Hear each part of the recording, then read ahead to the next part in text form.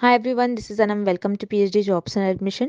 सो आज के इस लेक्चर में मैंने आपका जो रिवीजन सेशन है ये कवर कर रखा है, जिसमें मैंने आपको जो भी पहले एमसीक्यूज डिस्कस करा था आपके साथ और जो इम्पोर्टेंट एमसीक्यूज है जो कि जिसमें बच्चों को कन्फ्यूज़न होती है, तो ये सारे क्वेश्चंस मैंने इस वीडियो में कवर करने की कोशिश करी हूँ, जिससे कि आपको आइडिया लग जाए कि आपके एग्जाम में किस टाइप के क्वेश्चन एग्जामिनर पूछ सकते हैं।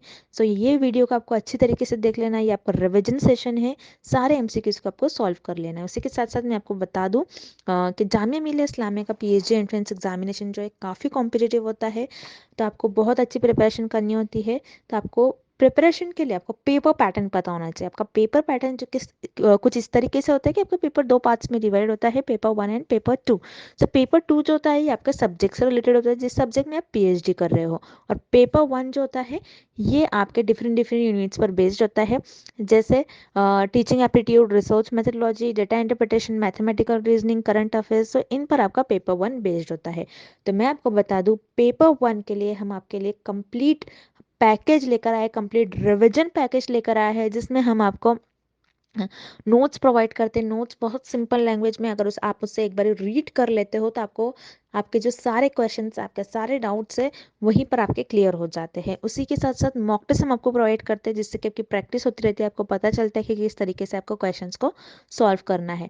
और then 3000 plus MCQs revision PDF, जिसको हम वन डे रिविजन पीडीएफ कहते हैं। सो इस रिविजन से इस पीडीएफ से आप रिविजन कर सकते हो, जो कि सिर्फ एक दिन में, जिसमें हमने सारे यूनिट से जितने भी सारे यूनिट से क्वेश्चंस पूछे जाते हैं पीएचडी एंट्रेंस एग्जामिनेशन में, वो सारे क्वेश्चंस हमने कवर करने की कोशिश करी है। तो आपको जल्द से जल्द रिवीजन पैकेज का आपको बेनिफिट उठाना है, जल्द से जल्द प्रिपरेशन करनी है आपको। तो हमारे रिवीजन पैकेज को एक्सेस करने के लिए स्क्रीन पर जो आपको नंबर नजर आ रहा है उस पर व्हाट्सएप के थ्रू हमें कॉन्टैक्ट करना है। याद रखिएगा, नॉर्मल कॉल इस नंबर पर नहीं लगेगा और आप हमारे ऐप के थ्रू भी स्टडी मटेरियल को एक्सेस कर सकते हो। सो ऐप का एक्सेस करने के लिंक मैंने आपके साथ डिस्क्रिप्शन बॉक्स में प्रोवाइड कर रखी है। So that's it, and let's begin with the video.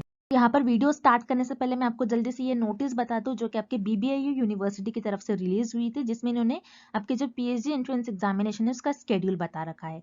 तो याद रखिएगा, आपका जो पीएचडी एंट्रेंस एग्जामिनेशन होगा बीबीआईयू यूनिवर्सिटी का, आपका जो पीएचडी एंट्रेंस एग्जामिनेशन होगा ये आपका 23 टू 25 अप्रैल के बीच में होगा। और यहाँ पर इन्होंने शेड्यूल बता रखा है आपको कि 23, 24 और 25 अप्रैल के दिन आपके दो शिफ्ट्स में एग्जाम कंडक्ट करवाए जाएंगे। आपको प्रॉपर आपके सब्जेक्ट्स देख लेने हैं कि आप किस सब्जेक्ट में आप पीएचडी कर रहे हो, और आपका प्रॉपर शिफ्ट देखना है और उस डेट पर आपको एग्जाम देना है। अब नेक्स्ट, बहुत स्टूडेंट्स के मुझे क्वेरीज आते हैं, आप अगेन मैं बोल रही हूँ अच्छी तरीके से आप वीडियो देख लीजिएगा, कि स्टूडेंट्स का हमें ये क्वेश्चन पूछा गया था बहुत बारी कि सेंटर्स कहाँ पर हो गए इस यूनिवर्सिटी के। सो यहाँ पर नोटिस में उन्होंने लिखा है क्लियरली कि आपके जो सेंटर्स होंगे पीएचडी एंट्रेंस एग्जामिनेशन के, ये सिर्फ और सिर्फ बीबीएयू यूनिवर्सिटी में ही होंगे आपके सेंटर्स, लखनऊ में ही आपके सेंटर्स होंगे पीएचडी एंट्रेंस एग्जामिनेशन के। अब नेक्स्ट इंपॉर्टेंट चीज मैं आपको बता दूं, अगर जिन कैंडिडेट्स ने यूजीसी नेट, सीएसआईआर, जेआरएफ, ये सारे एग्जाम जिन कैंडिडेट्स ने क्वालिफाइड कर रखे हैं, उनको भी इस यूनिवर्सिटी का पीएचडी एंट्रेंस एग्जामिनेशन देना होता है। ये यहाँ पर एग्जाम्प्टेड कैटेगरी में नहीं बिलोंग करते हैं। याद रखिएगा, अगर आपने यूजीसी नेट, सीएसआईआर, जेआरएफ ये सारे एग्जाम क्वालिफाइड कर रखे हैं, फिर भी आपको इस यूनिवर्सिटी का पीएचडी एंट्रेंस एग्जामिनेशन देना होता है। सो आप प्रॉपर आपका स्केड्यूल देख लीजिएगा किस शिफ्ट में आपका एग्जाम कंडक्ट करवाया जाएगा। तो ये थी नोटिस, जिसको मैंने अच्छी तरीके से आपको यहाँ पर अगेन एक्सप्लेन कर दिया है, और इस पर भी मैंने डिटेल में वीडियो बना रखा है, और उस वीडियो के लिंक मैंने आपके साथ डिस्क्रिप्शन बॉक्स में शेयर कर रखी है। आप चाहे तो वो वीडियो को रिफर कर सकते हो। अब ज्यादा टाइम वेस्ट ना करते हुए आज के इस सेशन को हम स्टार्ट करते हैं। If more than two values are there for analyzing mean difference, then which test is to be used? इस क्वेश्चन में हमें फाइंड आउट करना है कि हम कौन सा स्टैटिस्टिकल टेस्ट यूज करेंगे जब हमें दो से ज्यादा ग्रुप्स के मीन को कंपेयर करना होता है। तो यहाँ पर आपका करेक्ट ऑप्शन हो जाएगा एनोवा, बिकॉज एनोवा टेस्ट ऐसा टेस्ट होता है जिसमें हम मोर देन टू ग्रुप्स के मीन को कंपेयर करते हैं। ओके, जब भी हम दो से ज्यादा ग्रुप के मीन को कंपेयर करते हैं तब हम एनोवा टेस्ट का यूज करेंगे, और जब भी हम सिर्फ दो ग्रुप के मीन को कंपेयर करते हैं तब हम T test and G test का यूज करेंगे।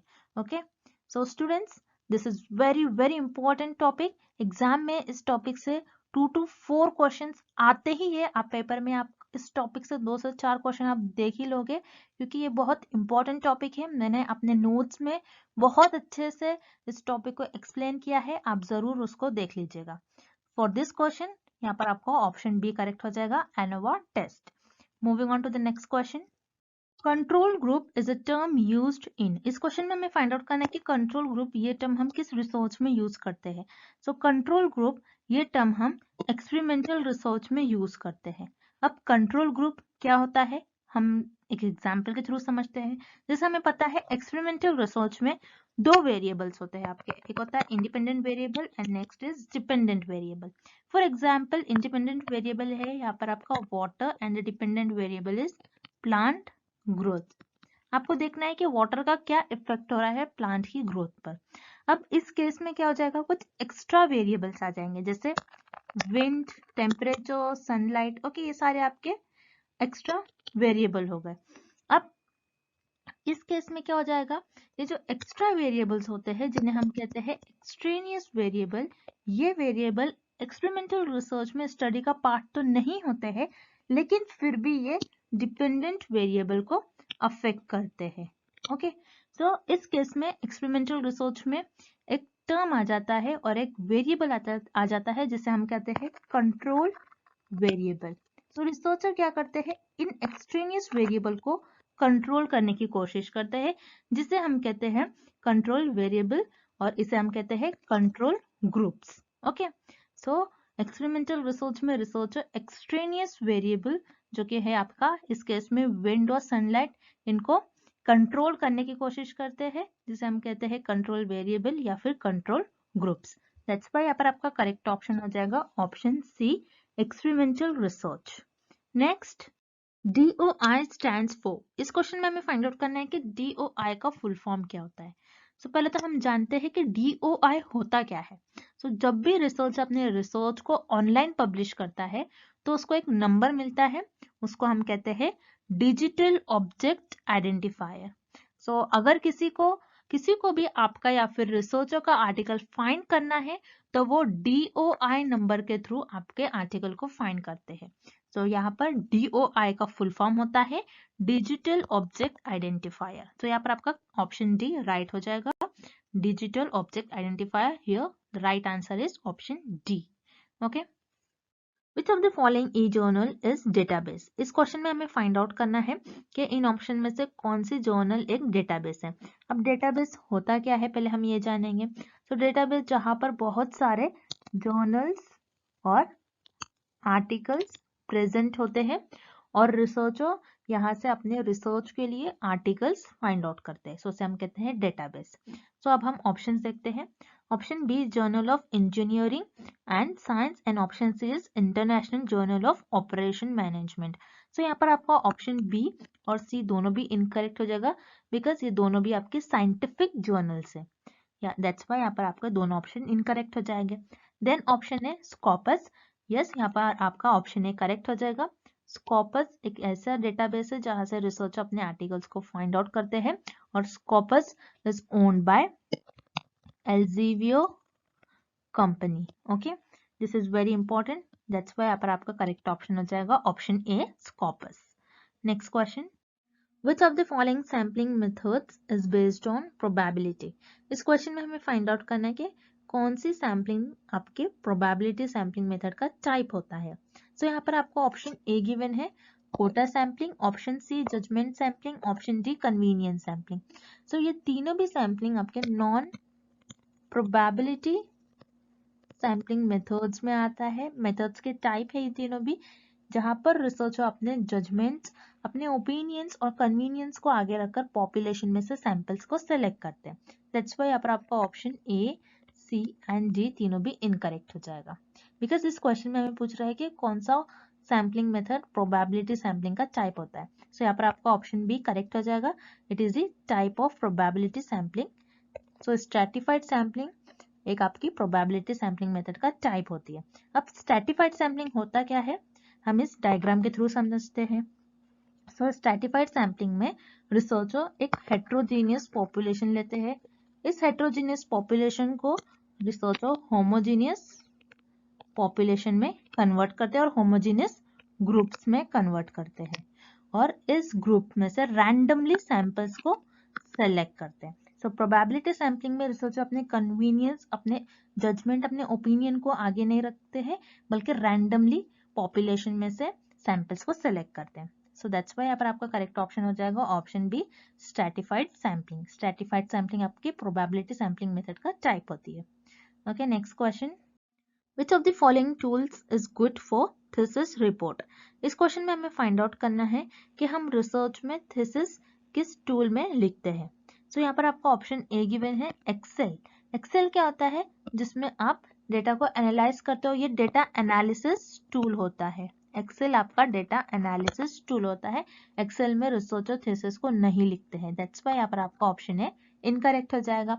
Then option B, PowerPoint presentation. So PowerPoint presentation जो प्रेजेंटेशन बनाने के काम आता है और जिसमें रिसर्चर रिसर्च प्रेजेंटेशन बनाते हैं, ना कि थीसिस लिखते हैं, दैट्स वाई यहाँ पर आपका ऑप्शन बी भी इनकरेक्ट हो जाएगा। Then option C, Word document. तो यहाँ पर आपका ऑप्शन सी करेक्ट हो जाएगा। वर्ड डॉक्यूमेंट में रिसर्चर अपने थीसिस को लिखते हैं, दैट्स वाई यहाँ पर आपका करेक्ट ऑप्शन हो जाएगा option C, Word document. Next question, which help researchers all over the world to work together in collaboration। इस क्वेश्चन में हमें फाइंड आउट करना है कि कौन सा ऐसा टूल होता है जिसकी हेल्प से रिसर्चर पूरे वर्ल्ड में एक दूसरे से कम्युनिकेट कर सकते हैं और एक दूसरे से कोलैबोरेट कर सकते हैं। सो अब हम ऑप्शंस देखते हैं। Option C, word processing. Word processing जैसे हमने अभी देखा, वर्ड प्रोसेसिंग जिसमें रिसर्चर थीसिस राइट करते हैं। सो वर्ड प्रोसेसिंग के थ्रू रिसर्चर एक दूसरे से कम्युनिकेट नहीं कर सकते और ना ही एक दूसरे से कोलैबोरेट कर सकते, दैट्स वाई यहाँ पर आपका ऑप्शन सी इनकरेक्ट हो जाएगा।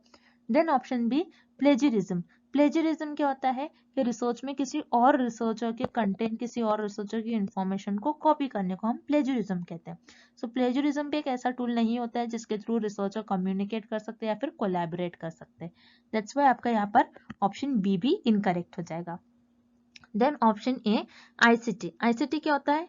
Information and communication technology. जैसे आप नेम में मीनिंग देख रहे हो, कम्युनिकेशन। सो ये आईसीटी एक ऐसा टूल होता है जिसके थ्रू पूरे वर्ल्ड के रिसर्चर और जो भी रिसर्चर को एक दूसरे से कम्युनिकेट करना है, कोलैबोरेट करना है, सो इस टूल के थ्रू रिसर्चर एक दूसरे से कम्युनिकेट और कोलैबोरेशन करते हैं, दैट्स वाई यहाँ पर आपका ऑप्शन ए करेक्ट हो जाएगा, ICT, information and communication technology. Moving on to the next question, qualitative data uses. इस क्वेश्चन में हमें फाइंड आउट करना है कि क्वालिटेटिव डेटा कौन सी स्केल ऑफ मेजरमेंट यूज करता है। ओके, अब हम एक एग्जांपल के थ्रू जानते हैं कि क्वालिटेटिव डेटा में कौन सी स्केल ऑफ मेजरमेंट हम यूज करेंगे।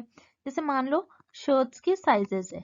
ओके, अब यहाँ पर आपने शर्ट के साइजेस को उनके फीचर्स के हिसाब से क्लासिफाई कर लिया कि ये small, medium and large. Okay, अब यहाँ पर आपने क्या किया, शर्ट को उनके फीचर्स के हिसाब से क्लासिफाई कर लिया, दैट्स वाई आपके नॉमिनल स्केल ऑफ मेजरमेंट में आएगा। ओके, देन आप यहाँ पर क्या कर रहे हो, शर्ट के साइजेस को पहले आपने स्मॉल लिया, फिर स्मॉल से मीडियम में आए। आपने ऐसा थोड़ी ना किया कि स्मॉल से डायरेक्ट लार्ज पे चले गए। ओके, स्मॉल से आपने प्रॉपर मीडियम लिया, मीडियम से उससे थोड़ा सा एक साइज बड़ा लार्ज ले लिया। ओके, मीन्स यहाँ पर आपने ऑर्डर फॉलो किया है।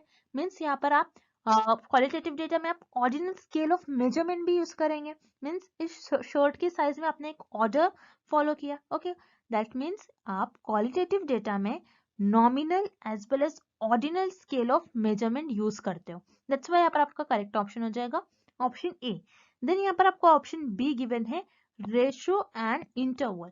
सो रिमेंबर, रेशो और इंटरवल में आप क्वांटिटेटिव डेटा में आप इस स्केल ऑफ मेजरमेंट का यूज करते हो, बिकॉज क्वालिटेटिव डेटा में और यू कैन से नॉमिनल और ऑर्डिनल में जीरो का कोई मीनिंग नहीं होता है। ओके, और क्वालिटेटिव डेटा में नंबर्स नहीं इन्वॉल्व होते। वैसे हमने देखा नॉमिनल और ऑर्डिनल में कोई नंबर्स नहीं ज्यादा इन्वॉल्व होते, दैट्स वाई यहाँ पर आपका ऑप्शन ए करेक्ट हो जाएगा, qualitative data uses nominal as well as ordinal scale of measurements. So यहाँ पर आपका ऑप्शन ए करेक्ट हो जाएगा, either nominal or ordinal scale. Next question. In an aquaculture study, the following variables were measured on each fish: gender, initial weight, body temperature, weight gain. The scale of these four variables in order are. इस question में हमें find out करना है कि एक study की गई, एक एक्वाकल्चर स्टडी की गई, मीन्स पानी से रिलेटेड कुछ स्टडी की गई, और इस स्टडी में फिश पर स्टडी की गई और जैसे उनके फिश के वेरिएबल्स जैसे gender, initial weight, body temperature, weight gain, इन सारे वेरिएबल्स पर स्टडी की गई। तो ये जो 4 वेरिएबल्स है, ये इन 4 वेरिएबल्स को स्टडी करने के लिए रिसर्चर कौन से स्केल ऑफ मेजरमेंट्स का यूज करेंगे, हमें ये फाइंड आउट करना है। ओके, सो यहाँ पर आपका फर्स्ट वेरिएबल है जेंडर। तो जेंडर को रिसर्चर फिश के जेंडर्स को रिसर्चर उनके क्वालिटेटिव फीचर्स के हिसाब से क्लासिफाई करेंगे। तो क्वालिटेटिव फीचर्स के हिसाब से जब क्लासिफाई करते हैं हम, तो वो हम नॉमिनल स्केल ऑफ मेजरमेंट में करते हैं। तो यहाँ पर जेंडर को क्लासिफाई करने के लिए researcher nominal scale of measurement का यूज करेंगे।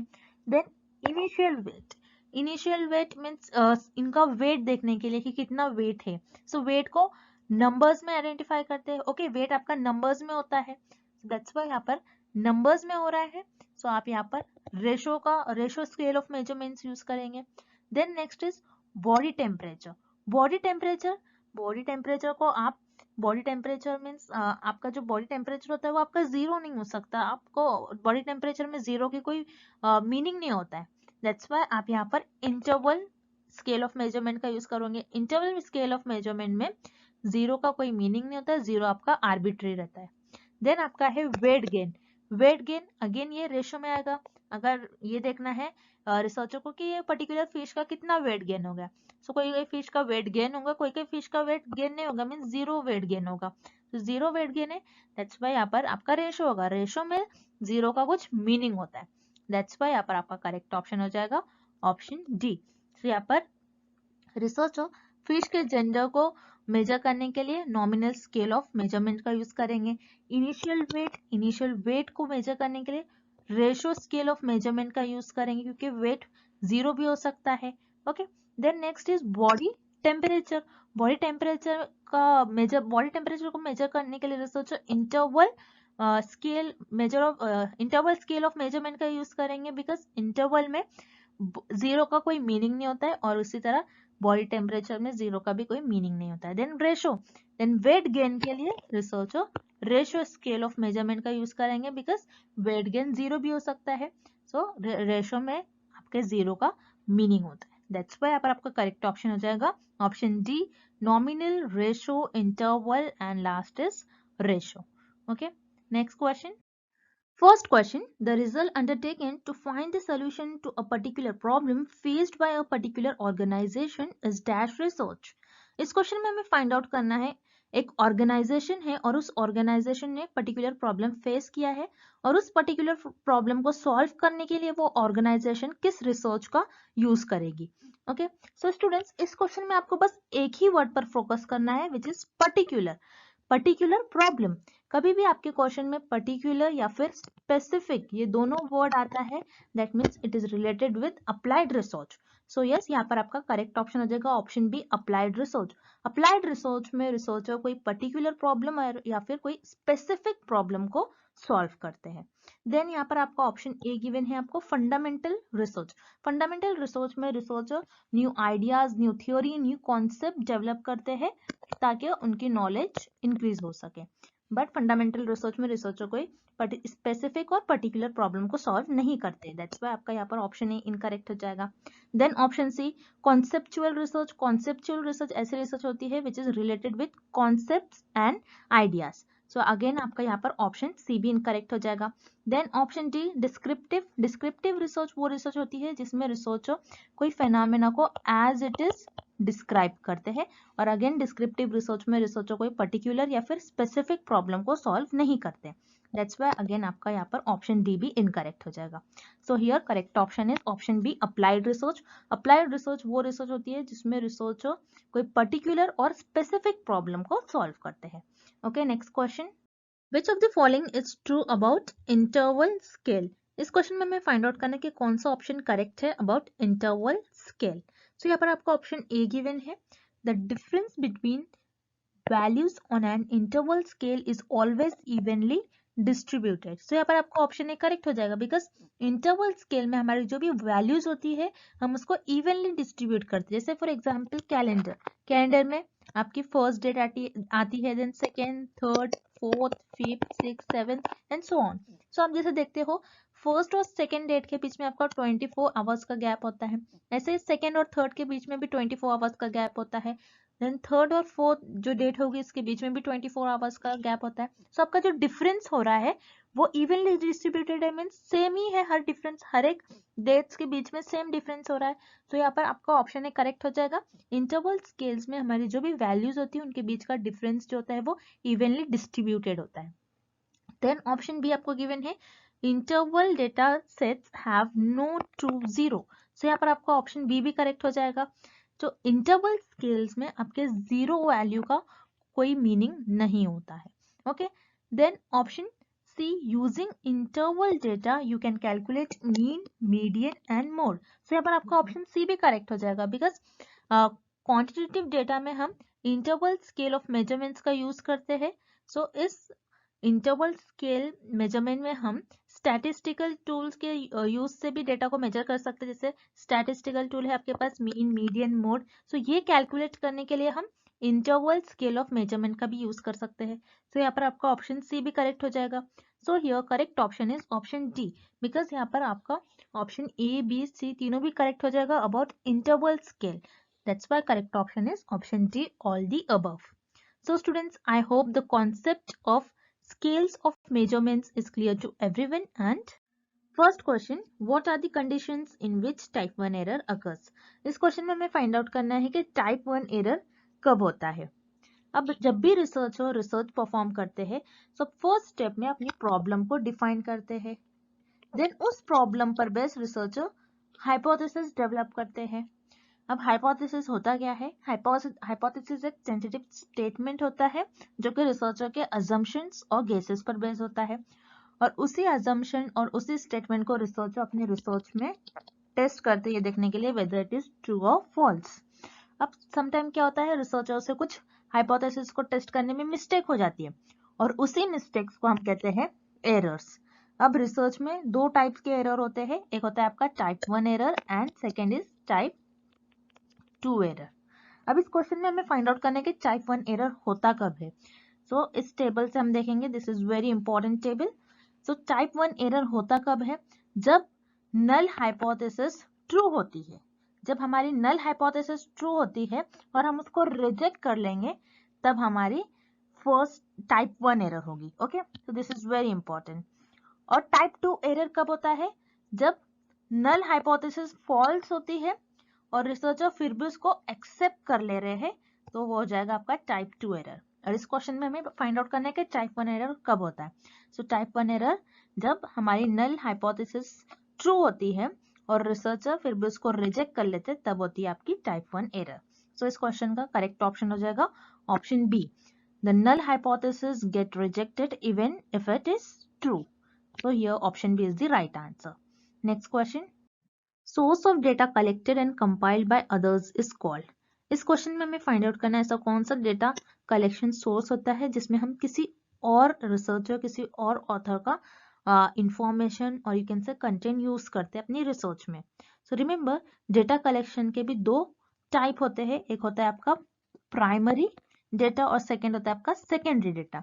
प्राइमरी डेटा में रिसर्चर खुद अपने डिफरेंट मेथड्स यूज करके खुद इंफॉर्मेशन डेवलप करते हैं बाय इंटरव्यूज के थ्रू, सर्वेस के थ्रू, क्वेश्चनर्स के थ्रू रिसर्चर खुद इंफॉर्मेशन को कलेक्ट करते हैं, उसे हम कहते हैं प्राइमरी डेटा। अब सेकेंडरी डेटा क्या होता है? सेकेंडरी डेटा में रिसर्चर किसी और ऑथर्स का या फिर किसी और रिसर्चर की इंफॉर्मेशन अपने रिसर्च में यूज करते हैं।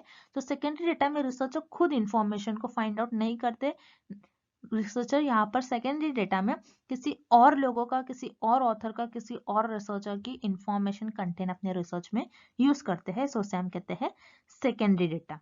दैट्स व्हाई यहाँ पर आपका करेक्ट ऑप्शन हो जाएगा option B, secondary data. Next question, complete list of all sampling units is called. इस क्वेश्चन में हमें फाइंड आउट करना है कि सैम्पलिंग की जो लिस्ट होती है उसे हम क्या कहते हैं। सो रिमेंबर, जब भी रिसर्चर रिसर्च परफॉर्म करते हैं, सो रिसर्चर एक पॉपुलेशन लेते हैं और उस पॉपुलेशन के सब पार्ट पर रिसर्च परफॉर्म करते हैं और जिसे हम कहते हैं सैंपल।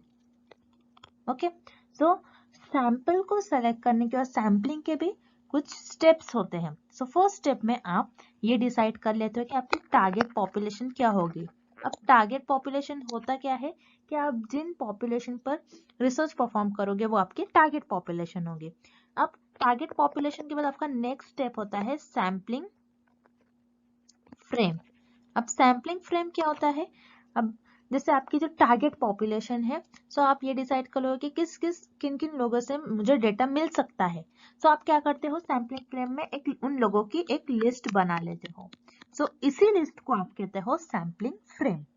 अब सैम्पलिंग फ्रेम के बाद आप टेक्निक्स यूज करते हो कि किस टेक्निक से आप और किस मेथड से आप सैंपल को सिलेक्ट करोगे, प्रोबेबिलिटी सैम्पलिंग या फिर नॉन प्रोबेबिलिटी सैम्पलिंग। आप सैंपल्स को रैंडमली सेलेक्ट करोगे या फिर अपने कन्वीनियंस और जजमेंट के हिसाब से सेलेक्ट करोगे, आप ये चूज करते हो।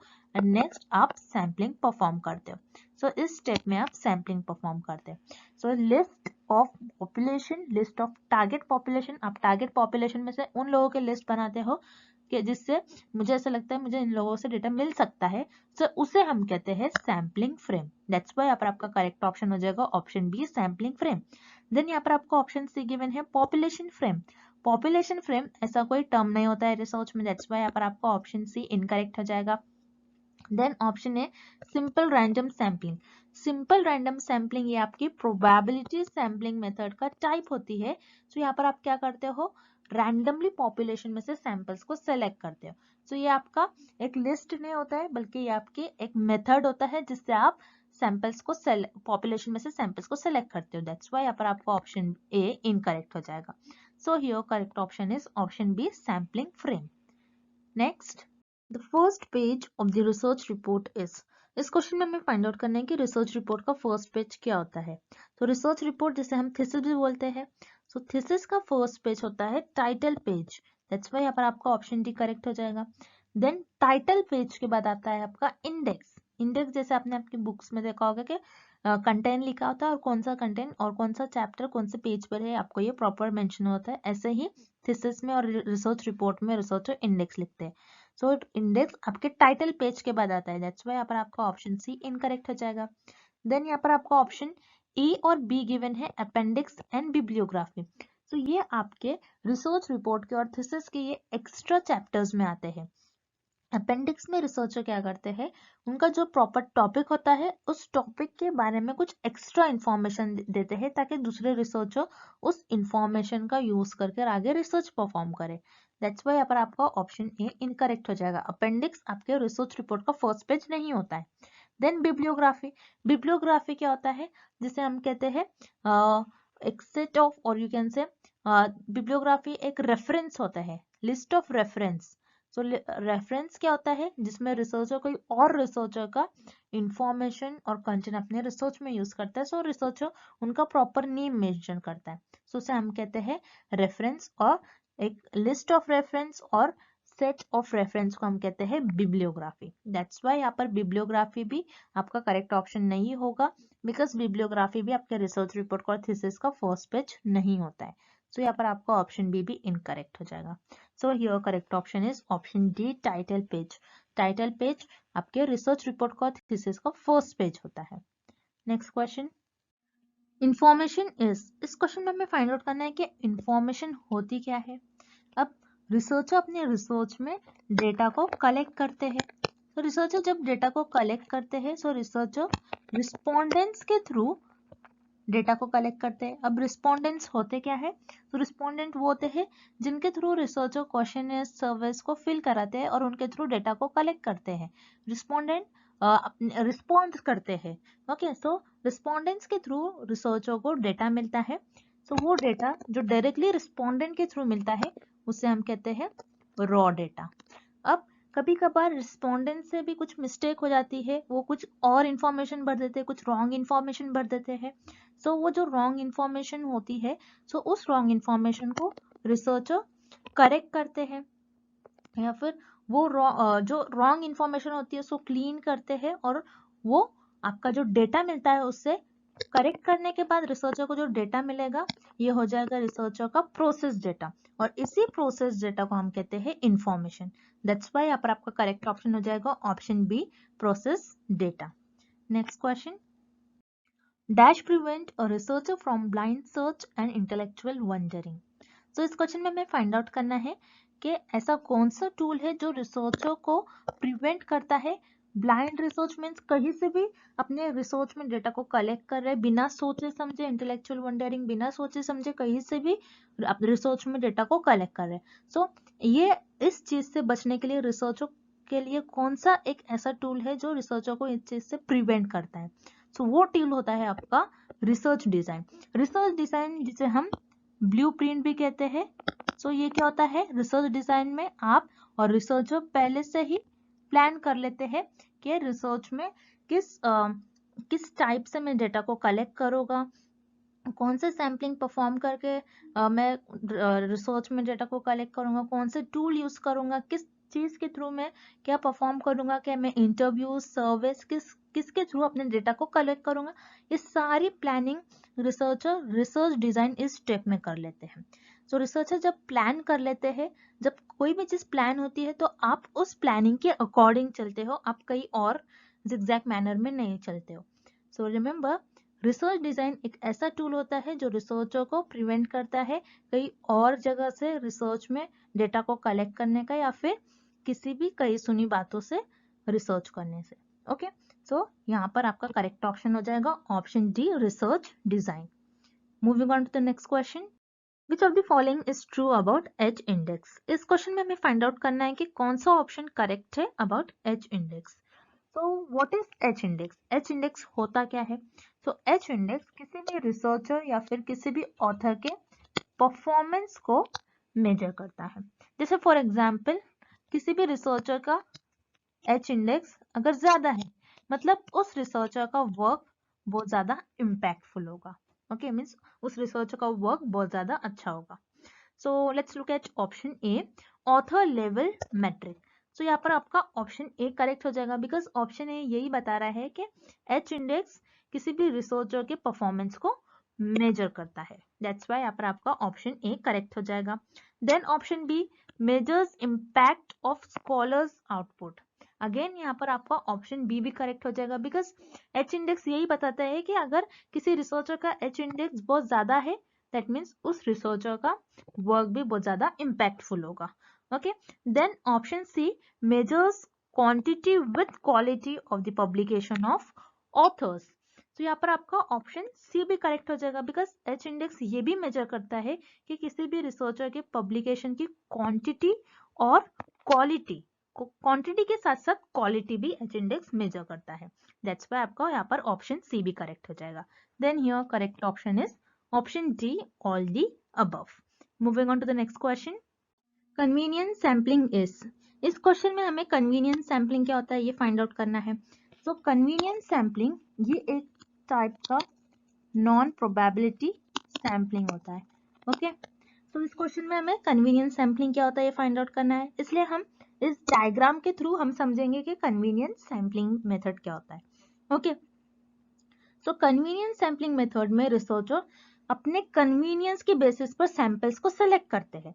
जैसे कि आप इस फिगर में देख रहे हो, ये ग्रेज जो पर्सन है दिस इज रिसर्चर। अब रिसर्चर ने क्या किया, रिसर्चर अगर मान लो रिसर्चर मुंबई में है, तो रिसर्चर ने अपने ही आसपास के लोगों को यहाँ पर सिलेक्ट कर लिया। ओके, और बाकी जो दूसरे सिटीज के लोग थे इनको यहाँ पर सिलेक्ट ही नहीं किया रिसर्चर ने। सो रिसर्चर ने अपने कन्वीनियंस के हिसाब से, रिसर्चर को जो इजी पड़ रहा था उसी के बेसिस पर कुछ लोगों को सिलेक्ट कर लिया पॉपुलेशन में से और यही उनके सैंपल्स बन गए। ओके, अब हम और अच्छी तरीके से समझते हैं एक एग्जाम्पल के थ्रू। जैसे फॉर एग्जाम्पल आप यहाँ पर हो और आपके एरिया में, आप आपके एरिया में हो और आपके एरिया में 2-3 शॉप्स है। ओके सर, कुछ नजदीक है और कुछ दूर है। तो अगर आप कोई शॉप से कोई सामान खरीदने जा रहे हो तो आप क्या करोगे, जो आपके नजदीक शॉप है आप उसी में जाओगे, आप दूर जाओगे क्या? नहीं, मीन्स आपको जो कन्वीनियंस लग रहा था, आपको जो इजी पड़ रहा था, आप नजदीक की शॉप में जाके जल्दी से सामान लेके आ जा सकते हो। ओके, बट दूर की शॉप में अगर आप जाओगे तो ज्यादा टाइम लगेगा। इसलिए रिसर्चर भी यहाँ पर क्या किया, रिसर्चर ने अपने ही सिटी में जितने लोग थे उन्हीं को सेलेक्ट कर लिया पॉपुलेशन में से और उनको अपना सैंपल बना लिया। सो यस, कन्वीनियंस सैम्पलिंग मेथड क्या होता है, जहां पर रिसर्चर सैंपल्स को अपने कन्वीनियंस के बेसिस पर सिलेक्ट करते हैं। सो यहाँ पर आपका ऑप्शन ए करेक्ट हो जाएगा। देन आपको ऑप्शन बी गिवन है non probability sampling. So yes, convenience sampling जो है this is the type of non probability sampling method. So आपका ऑप्शन बी भी करेक्ट हो जाएगा. सो यहाँ पर आपका करेक्ट ऑप्शन हो जाएगा option C, both A and B are true. Next, which of the following are the examples of hypothesis. So इस क्वेश्चन में हमें हाइपोथेसिस के कुछ एग्जाम्पल्स गिवन है और हमें फाइंड आउट करना है कि ये एग्जाम्पल हाइपोथेसिस का एग्जाम्पल है या नहीं. तो जैसा कि हमने प्रीवियस क्वेश्चन में हाइपोथेसिस होता क्या है ये देख लिया था, अब हम हाइपोथेसिस के एग्जाम्पल देखते हैं. तो यहाँ पर आपको ऑप्शन ए गिवन है, if I add fertiliser to my garden then my plants will grow faster. So यहाँ पे रिमेंबर स्टूडेंट्स, जब भी आप देखते हो कि कोई सेंटेंस और कोई स्टेटमेंट इफ से स्टार्ट हो रहा है, इफ मीन्स अगर मैं अपने गार्डन में फर्टिलाइजर ऐड करूंगी, हो सकता है कि मेरे जो प्लांट्स है प्लांट्स फास्ट ग्रो करे. ओके, तो ये एक हाइपोथेसिस हो गया है, अगर मैं ऐसा करूं तो ऐसा हो सकता है. तो ये एक हाइपोथेसिस हो गई, ये रिसर्चर की एक अजम्पशन है और ये रिसर्चर का कुछ गेसेस है. तो यहाँ पर आपका ऑप्शन ए करेक्ट हो जाएगा, this is the example of hypothesis. Then option B आपको गिवन है, if I brush my teeth every day then I will not develop cavities. Means अगर, इफ मीन्स फिर से इफ आ रहा है, मीन्स अगर मैं डेली अपने टीथ को ब्रश करती हूँ तो कैविटीज नहीं डेवलप होगी. सो ये रिसर्चर के अगेन एक अजम्पशन है, गेसेस है, एक टेंटेटिव स्टेटमेंट है, एक टेम्पररी स्टेटमेंट है जिसको हम कहते हैं हाइपोथेसिस. तो यहाँ पर ऑप्शन बी में भी आपको हाइपोथेसिस का एग्जाम्पल गिवन है. Then option C, if I take my vitamins every day then I will not feel tired. So यहाँ पर अगेन आपको ऑप्शन सी में भी जो स्टेटमेंट आपको गिवन है ये भी इफ से ही स्टार्ट हो रहा है. मीन्स अगर मैं विटामिन लेती हूँ एवरी डे देन मैं टायर्ड फील नहीं करूंगी. ओके, सो अगर से स्टेटमेंट आपका स्टार्ट हो रहा है मीन्स ये एक हाइपोथेसिस है. यहाँ पर आपका ऑप्शन सी भी करेक्ट हो जाएगा, ये भी हाइपोथेसिस का एग्जाम्पल है. दैट्स वाई यहाँ पर आपका करेक्ट ऑप्शन हो जाएगा option D, all the above, because all these are the example of hypothesis. Okay, next question, which of the following is an example of applied research. इस question में हमें find out करना है कि कौन से ऑप्शन में हमें अप्लाइड रिसर्च का एग्जाम्पल गिवन है. ओके, अब हम ऑप्शंस देखते हैं. Option A, searching how did the universe begin. So this statement, ये स्टेटमेंट आपका एक जर्नल स्टेटमेंट है. जर्नल स्टेटमेंट हम फंडामेंटल रिसर्च में स्टडी करते हैं. सो ये आपका फंडामेंटल रिसर्च का एग्जाम्पल होगा या अप्लाइड रिसर्च का एग्जाम्पल नहीं होगा. दैट्स वाई यहाँ पर आपका ऑप्शन ए इनकरेक्ट हो जाएगा. Then option B, development of new mathematical theory. So again जैसा हमने देखा था फंडामेंटल रिसर्च में रिसर्चर न्यू थ्योरी डेवलप करते हैं. जैसे आप देख रहे हो यहाँ पर आपके लिए 3 वर्ड बहुत की वर्ड्स है, बहुत इंपॉर्टेंट वर्ड्स है, क्योंकि फंडामेंटल रिसर्च में रिसर्चर न्यू थ्योरीज को डेवलप करता है. अब यहाँ पर कौन सी थियरी है, मैथमेटिकल थियरी है. सो फंडामेंटल रिसर्च में रिसर्चर न्यू थियरी डेवलप करता है ताकि उनकी नॉलेज इंक्रीज हो सके और वो अपनी क्यूरियोसिटी को फुलफिल कर सके. सो यहाँ पर ऑप्शन बी में आपको जो एग्जाम्पल गिवन है ये आपका फंडामेंटल रिसर्च का एग्जाम्पल होगा, अप्लाइड रिसर्च का एग्जाम्पल नहीं होगा. दैट्स वाई यहाँ पर आपका ऑप्शन बी इनकरेक्ट हो जाएगा. Then option C, treatment of cure of a specific disease. So यहाँ पर आपका ऑप्शन सी करेक्ट हो जाएगा. It is an example of applied research. तो अप्लाइड रिसर्च में हम कोई स्पेसिफिक प्रॉब्लम और you can say practical problem को सॉल्व करते हैं. सो रिमेंबर स्टूडेंट्स, जब भी आपको अप्लाइड रिसर्च से रिलेटेड कोई एग्जाम्पल और कोई डेफिनेशन हो तो उसमें आपको 2 वर्ड याद रखने हैं, एक होता है स्पेसिफिक और दूसरा होता है प्रैक्टिकल प्रॉब्लम.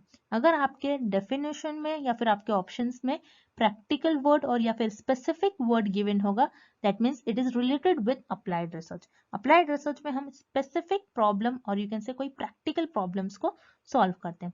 और यहाँ पर हमें एक डिसीज को और ये जो कि एक स्पेसिफिक डिसीज है उसका ट्रीटमेंट रिसर्चर फाइंड आउट कर रहे हैं. That means this is an example of applied research. यहाँ पर आपका ऑप्शन सी करेक्ट हो जाएगा. नेक्स्ट क्वेश्चन देखते हैं हम क्या गिवन है हमें. A company wants to see how effective its vaccine is against COVID. The company decided to conduct several trials.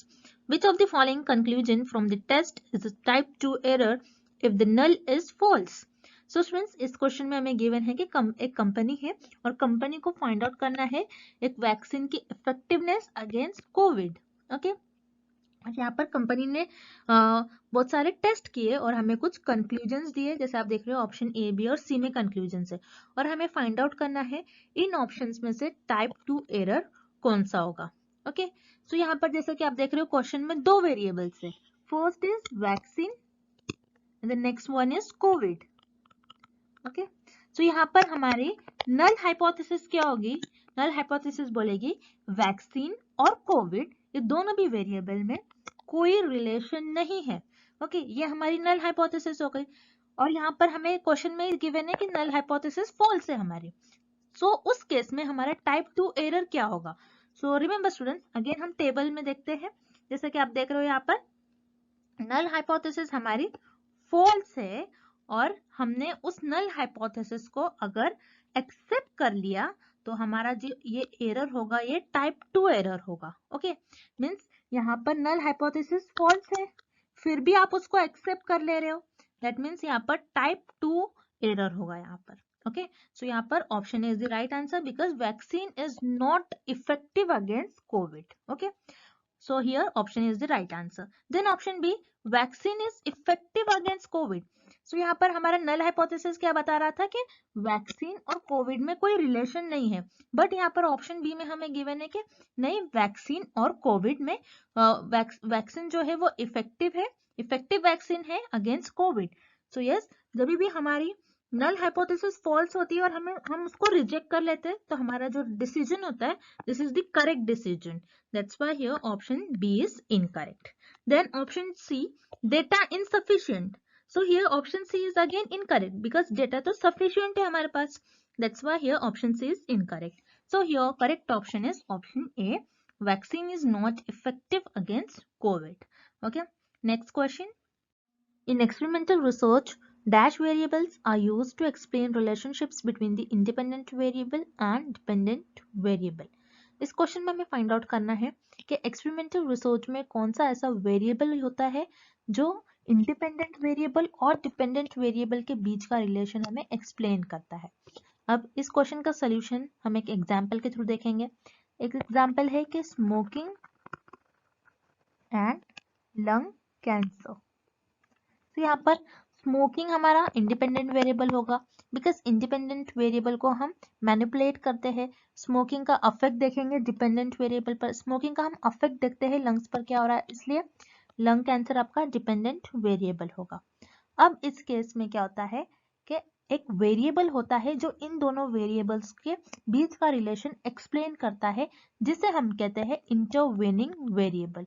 Intervening variable इस केस में होगा आपका टिश्यू डैमेज, बिकॉज स्मोकिंग करने से क्या होता है आपका टिश्यू डैमेज हो रहा है, इसीलिए तो आपको लंग कैंसर हो रहा है। जब आप स्मोकिंग करते हो तो आपका टिश्यू डैमेज होता है, इसलिए आपको लंग कैंसर होता है। इसलिए यहाँ पर टिश्यू डैमेज आपका इंटरवेनिंग वेरिएबल हो जाएगा। सो इंटरवेनिंग वेरिएबल ऐसा वेरिएबल होता है जो इंडिपेंडेंट एंड डिपेंडेंट वेरिएबल के बीच के रिलेशन को एक्सप्लेन करता है। देन एक्सट्रेनियस वेरिएबल वो वेरिएबल होते हैं जो एक्सपेरिमेंटल रिसर्च में स्टडी का पार्ट नहीं होते हैं, फिर भी डिपेंडेंट वेरिएबल को अफेक्ट करते हैं। सो यहाँ पर एक्सट्रेनियस वेरिएबल आपका एज हो सकता है। ओके, देन यहाँ पर आपका ऑप्शन सी इनकरेक्ट हो जाएगा। हियर ऑप्शन ए आपको गिवन है कंट्रोल वेरिएबल। कंट्रोल वेरिएबल जो एक्स्ट्रा वेरिएबल होते हैं रिसर्चर्स को कंट्रोल करने की कोशिश करता है, उसे हम करते हैं कंट्रोल वेरिएबल। सो यहाँ पर एज जो कि हमारा है extraneous variable, extra variable, researcher इसको कंट्रोल करेगा थ्रू आउट दी एक्सपेरिमेंट, उसे हम कहते हैं कंट्रोल वेरिएबल। सो यहाँ पर आपका ऑप्शन ए भी इनकरेक्ट हो जाएगा। ऐसा वेरिएबल जो इंडिपेंडेंट वेरिएबल और डिपेंडेंट वेरिएबल के बीच का रिलेशन बताए उसे हम कहते हैं इंटरवेनिंग वेरिएबल। दैट्स व्हाई यहाँ पर आपका करेक्ट ऑप्शन हो जाएगा option B intervening variable. Next question, first statement, two-tailed hypothesis has rejection region on both sides. Second statement, one-tailed hypothesis has rejection on only one side. Which of the following statements are true? So students, इस question में हमें दो statements given है और हमें find out करना है कि दोनों स्टेटमेंट में से कौन सा स्टेटमेंट करेक्ट है। ओके, सो यहाँ पर फर्स्ट स्टेटमेंट में हमें गिवन है कि टू टेल हाइपोथेसिस में दोनों भी साइड रिजेक्शन रीजन होता है। सो यस, यहाँ पर जैसे आप देख रहे हो, हम टेबल को रिफर करेंगे यहाँ पर, जहाँ पर आप देख रहे हो यहाँ पर टू टेल हाइपोथेसिस टेस्ट में रिसर्चर दोनों भी साइड टेस्ट करते हैं ग्राफ के, okay, left side as well as right side. So यहाँ पर टू टेल हाइपोथेसिस में दोनों भी साइड रिजेक्शन रीजन होता है, okay, that's why here first statement is correct. Then second statement हमें क्या गिवन है, वन टेल हाइपोथेसिस जो होता है वहां पर रिजेक्शन रीजन सिर्फ एक ही साइड पर होता है, so it is also correct.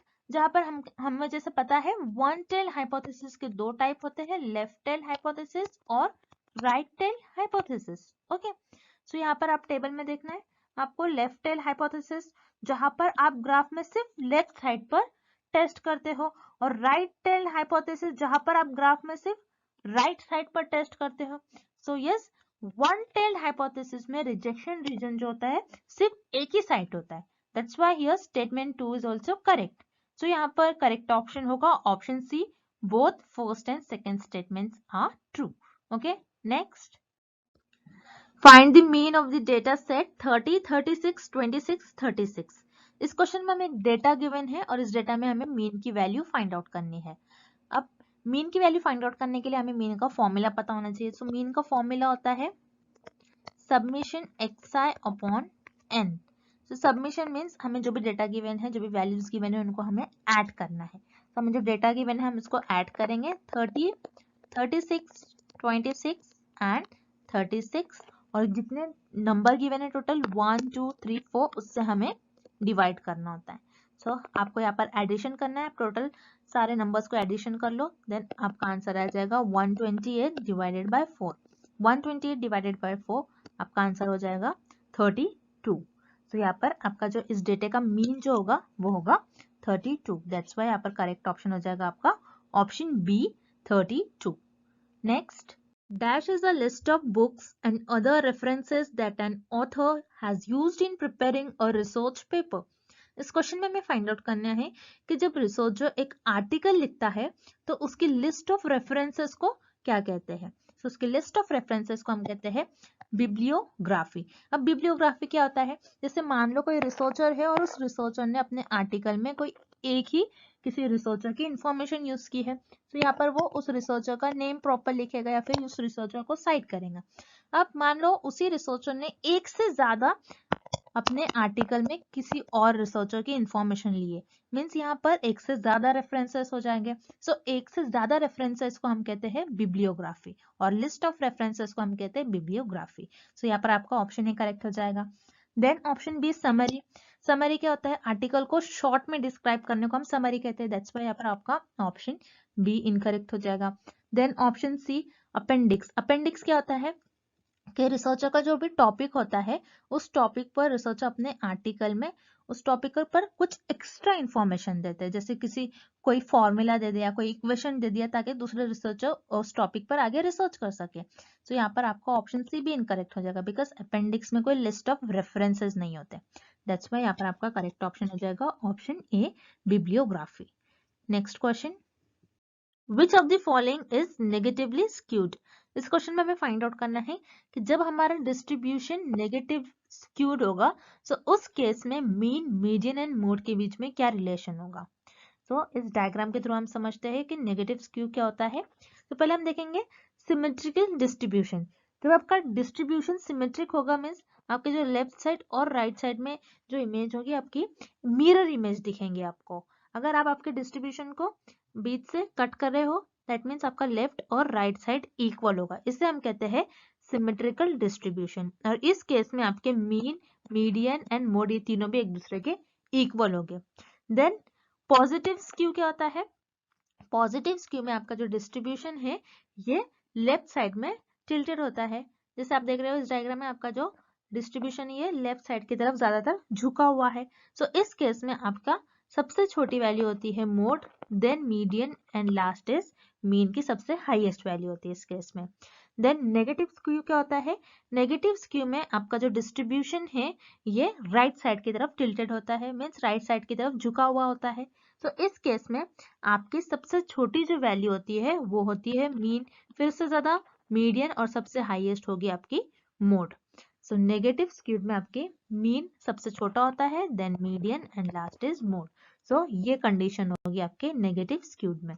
That's why your correct option is option B, mean median and last आएगा आपका mode. Next question, the variance of a set data is 196, then the standard deviation of the data is। इस question में हमें variance की value given है और हमें standard deviation find out करना है। सो अब हमें सब पहले पता होना चाहिए कि स्टैंडर्ड डेविएशन होता क्या है। तो स्टैंडर्ड डेविएशन क्या होता है, आपके जो डिस्ट्रीब्यूशन होता है, इस डिस्ट्रीब्यूशन में आपकी जो मीन वैल्यू होती है, तो मीन से आपका जो डेटा है वो कितना स्प्रेड हुआ है, मीन से कितना दूर है, और अपना डेटा, आपका डेटा कितना स्प्रेड है, कितना डिस्ट्रीब्यूटेड है, ये आपका स्टैंडर्ड डिविएशन बताता है। अगर आपके जो डेटा है वो मीन से नजदीक है, मीन्स आपका डेटा कुछ इस तरीके से दिखेगा।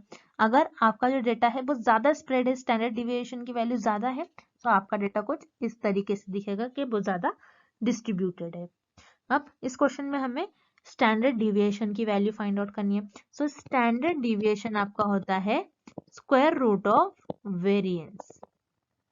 सो अब वेरिएंस की वैल्यू हमें गिवन है 196।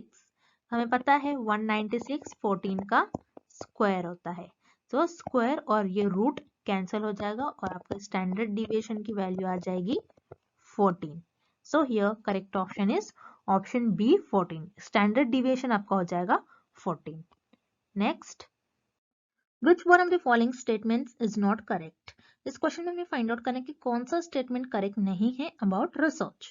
ओके, अब हम ऑप्शंस देखते हैं। Option A, any person can do research. तो यहाँ पर आपका ऑप्शन ए करेक्ट हो जाएगा, बिकॉज कोई भी रिसर्च परफॉर्म कर सकता है, चाहे वो डॉक्टर हो, टीचर हो, इंजीनियर हो, स्टूडेंट्स हो, कोई भी रिसर्च को परफॉर्म कर सकता है।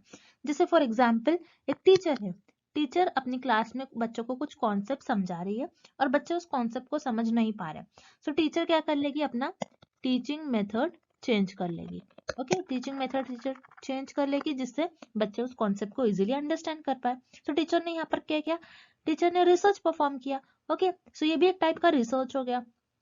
सो any person can do research, this is correct about research. Then आपको ऑप्शन बी गिवन है, रिसर्च में बी विदाउट हाइपोथेसिस। सो इस स्टेटमेंट में आपके लिए एक न्यू वर्ड है हाइपोथेसिस। हाइपोथेसिस होता क्या है, हाइपोथेसिस ये एक टेंटेटिव स्टेटमेंट होता है जो रिसर्चर के अजम्पशंस और गेसेस पर बेस्ड होता है, और इसी अजम्पशन और इसी गेसेस को रिसर्चर अपने रिसर्च में टेस्ट करते हैं। जैसे फॉर एग्जांपल एक ड्रग है और रिसर्चर को ये देखना है कि ये पर्टिकुलर ड्रग इस पर्टिकुलर डिसीज को क्योर कर रहा है या नहीं। तो रिसर्चर का अजम्पशन क्या होगा इस केस में, कि हो सकता है शायद ये ड्रग इस डिसीज को क्योर करे। सो रिसर्चर का एक अजम्पशन है, रिसर्चर का मानना है, बस इसी मानने को, इसी अजम्पशंस को रिसर्चर अपने रिसर्च में टेस्ट करते हैं और उसे हम कहते हैं हाइपोथेसिस। अब कोई कोई रिसर्च ऐसी होती है जिसमें हाइपोथेसिस की जरूरत नहीं होती है, जैसे एक्सप्लोरेटरी रिसर्च होती है, उसमें हाइपोथेसिस की जरूरत नहीं होती है। अब हम नेक्स्ट आने वाले लेक्चर्स में देखेंगे एक्सप्लोरेटरी रिसर्च क्या होता है। अब इस क्वेश्चन के लिए हम बस इतना देखेंगे कि ऐसे रिसर्च जो होती है विदाउट हाइपोथेसिस भी होती है। जैसे फॉर एग्जांपल मुझे देखना है, मुझे स्टडी करना है बटरफ्लाइज के बारे में, कि बटरफ्लाइज के आईज कैसे होते हैं, उनके कलर्स कैसे होते हैं, उनके विंग्स कैसे होते हैं, उनके मूवमेंट कैसे होते हैं। सो बस मैं क्या कर रही हूँ, मेरा नॉलेज एक्सपांड कर रही हूँ और मैं कोई एरिया को एक्सप्लोर कर रही हूँ। सो यहाँ पर मुझे हाइपोथेसिस की तो कोई जरूरत नहीं है, मैं बस अपनी नॉलेज को इंक्रीज कर रही हूँ। सो इस केस में क्या होता है, रिसर्च में कभी कभार हाइपोथेसिस की जरूरत नहीं होती है। दैट्स वाई यहाँ पर आपका ऑप्शन बी भी करेक्ट हो जाएगा। देन ऑप्शन सी आपको गिवन है, research is not always systematic. Means research always systematic नहीं होती है, इसका मतलब है, बट हमने देखा था research must always be systematic. Research systematic होनी ही चाहिए। अगर आपकी रिसर्च सिस्टमैटिक नहीं होती है तो आपकी रिसर्च इनवैलिड हो जाएगी। सिस्टमैटिक मीन्स व्हाट, आपको प्रॉपर स्टेप्स स्ट्रक्चर परफॉर्म करना होता है, आपको रैंडमली कोई भी स्टेप्स आप रिसर्च में परफॉर्म नहीं कर सकते। ओके, सो यहाँ पर आपका ऑप्शन सी इनकरेक्ट हो जाएगा, this is not correct about research. और हमें क्वेश्चन में भी यही फाइंड करना है which is not correct about research. That's why आपका यहाँ पर करेक्ट ऑप्शन हो जाएगा option C. Next question, find the variance of this set 10, 12, 15 and 11। इस क्वेश्चन में हमें डेटा गिवन है और हमें वेरिएंस की वैल्यू फाइंड आउट करनी है। सो हमें पता होना चाहिए कि वेरिएंस का फॉर्मूला क्या होता है। So variance is equals to submission of xi minus mu square upon n। सो यहाँ पर इस फॉर्मूले में आपको सारे टर्म्स का मीनिंग पता होना चाहिए।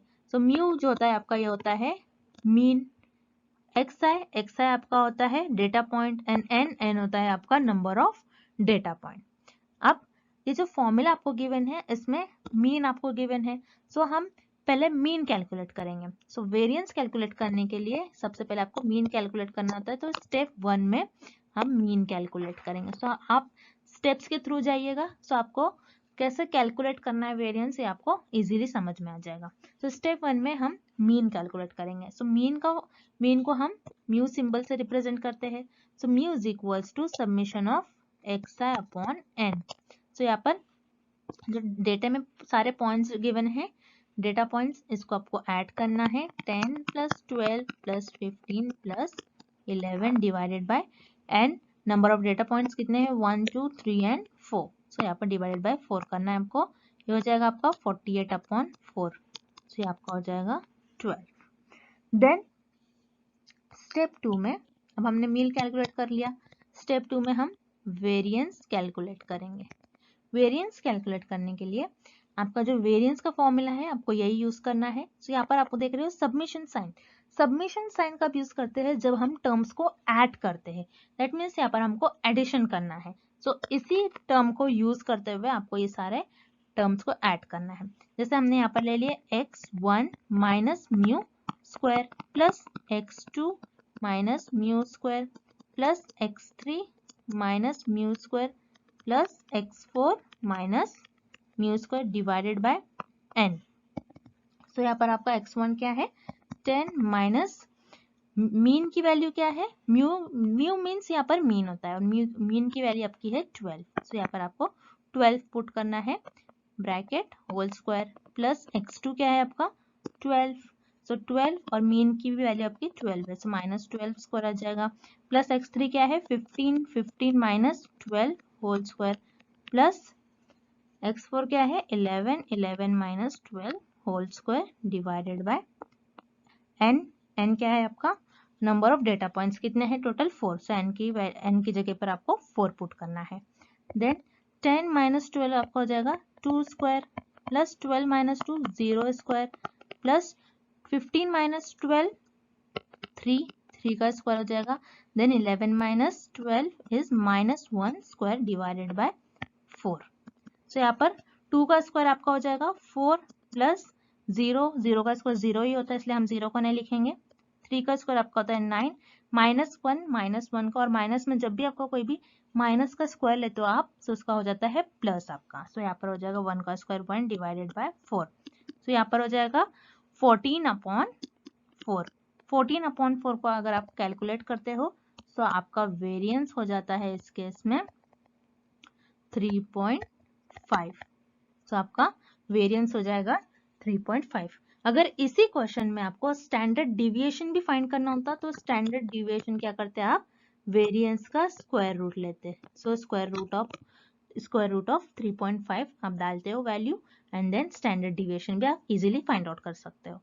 सो इस क्वेश्चन में हमें वेरिएंस फाइंड आउट करना था और वेरिएंस की वैल्यू हो जाएगी आपकी 3.5।